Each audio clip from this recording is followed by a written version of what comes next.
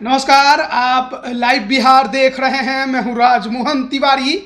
बिहार में 2 सीटों के उपचुनाव की तारीखों के ऐलान के साथ ही जो गर्मा गर्मी अभी बिहार की पूरे राजनीति में देखने को मिल रही है, उसके बाद आप कयास लगा सकते हैं कि आगे जब ये चुनाव और नज़दीक आएगा तो कैसा माहौल बनने वाला है। एक तरफ महागठबंधन है, दूसरी तरफ बीजेपी है। इस बार आमने सामने की लड़ाई होने वाली है और 2 सीटों के उपचुनाव में सबसे ज़्यादा चर्चा मोकामा के सीट को लेकर हो रही है, क्योंकि पिछले 17 सालों से बाहुबली अनंत सिंह का उस क्षेत्र में राज रहा है, कोई हरा नहीं पाया है। लेकिन इस बार उनके सामने जो चुनौती है वो दूसरी है, क्योंकि बीजेपी इस सीट पर पहली बार चुनाव लड़ने जा रही है और अपने सिंबल पर जब वो लड़ेगी तो पूरा ताकत झोंकने वाली है। वो दिख भी रहा है, जिस प्रकार से मोकामा के रण में बीजेपी के तमाम कद्दावर और बड़े बड़े नेता उतर चुके हैं, प्रचार प्रसार में लग गए हैं। उसके बाद ये तो एकदम कन्फर्म है कि लड़ाई इस बार धमाकेदार मोकामा में आपको देखने को मिलेगी। लेकिन इस वीडियो में चर्चा हम ना किसी उम्मीदवार के बारे में करने वाले हैं जो लड़ रहा है, ना हम कोई प्रिडिक्शन देने वाले हैं कि आगे क्या होगा। देखिए, इस वीडियो में चर्चा हम करेंगे मोकामा में जो पिछले चुनाव हुए हैं उसमें जो धमाकेदार जिस प्रत्याशी की जीत हुई है वो कौन है, कैसे लड़े और कैसे जीता।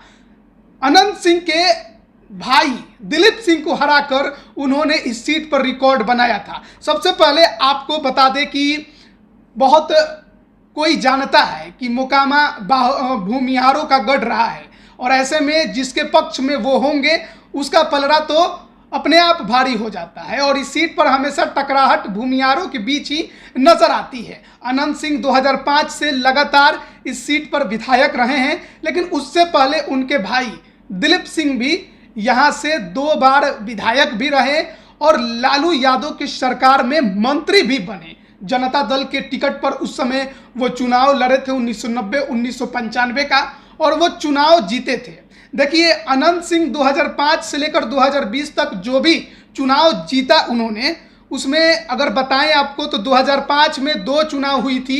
एक तो फरवरी का हुआ था, दूसरा अक्टूबर नवंबर का हुआ था।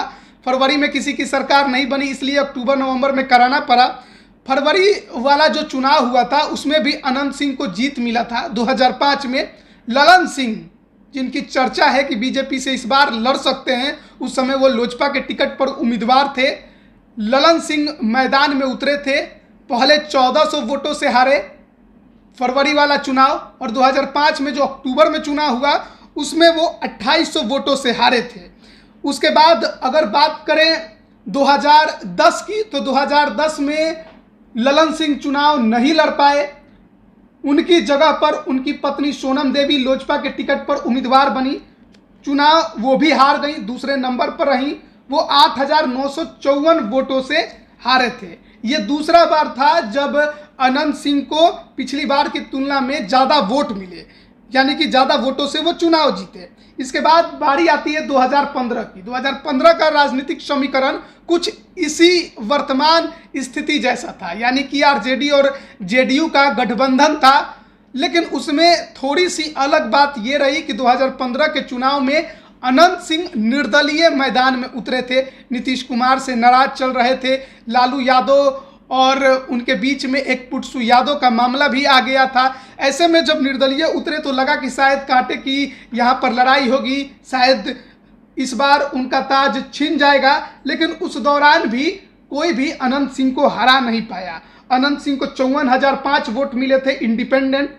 दूसरे नंबर पर नीरज कुमार, जो कि अभी जेडीयू के मुख्य प्रवक्ता हैं, वो जनता दल यूनाइटेड के टिकट पर खड़े थे महागठबंधन से, उन्हें 35,657 वोट मिले थे। ललन सिंह, जो अभी बीजेपी से उम्मीदवार बनने शायद जा रहे हैं, उस समय वो जन अधिकार पार्टी से खड़े थे, 16,655 वोट मिले थे। और लोजपा ने उस समय सूरजभान सिंह के भाई कन्हैया सिंह को उम्मीदवार बनाया था, जिन्हें 15,472 वोट मिला था। 18,348 वोट से अनंत सिंह एक बार फिर चुनाव जीत गए, यानी कि जीत का मार्जिन उनका लगातार बढ़ता रहा।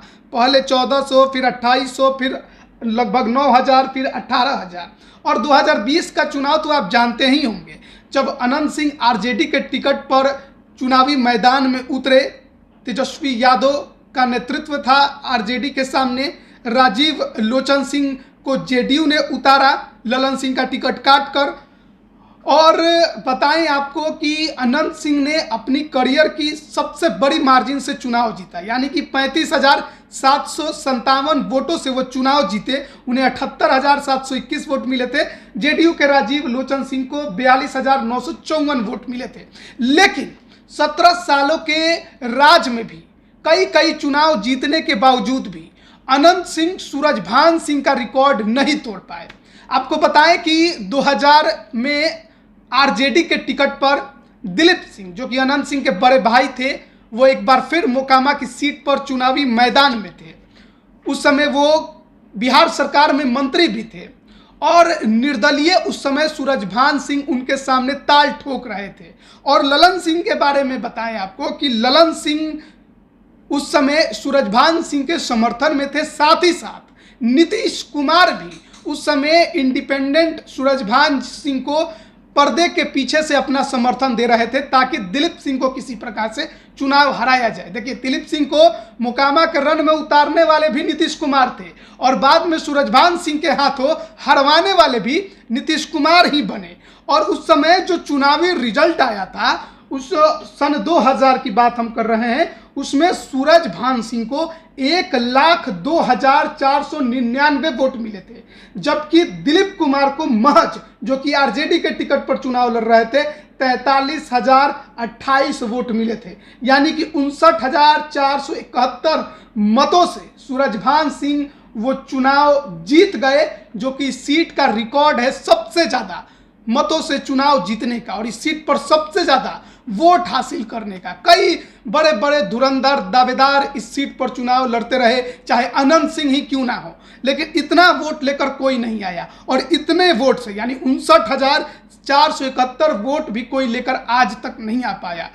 बाहुबली अनंत सिंह भी अभी तक महज 78,000 वोट लेकर सर्वाधिक आए हैं और सर्वाधिक 35,000 से अधिक वोटों से वो चुनाव जीतने में सफल रहे हैं। इस बार की लड़ाई कांटे की होगी। भले ही बहुत लोग ये मान रहे हैं कि अनंत सिंह का पलड़ा भारी है, लेकिन देखिए, अगर बीजेपी ललन सिंह यानी लालोदा, जिनको बहुत लोग इसी नाम से पुकारते हैं, बहुत लोग मुकामा वाले ललन सिंह कहते हैं, बहुत लोग नलिनी रंजन शर्मा कहते हैं, जो कि अब जेडीयू से इस्तीफा दे चुके हैं। हो सकता है कि शाम तक बीजेपी का दामन थाम ले, उम्मीदवार भी बन जाए, वो बन जाए या उनकी पत्नी सोनम देवी बन जाए, कोई भी बन सकता है। लगभग अब यही चर्चा चल रही है।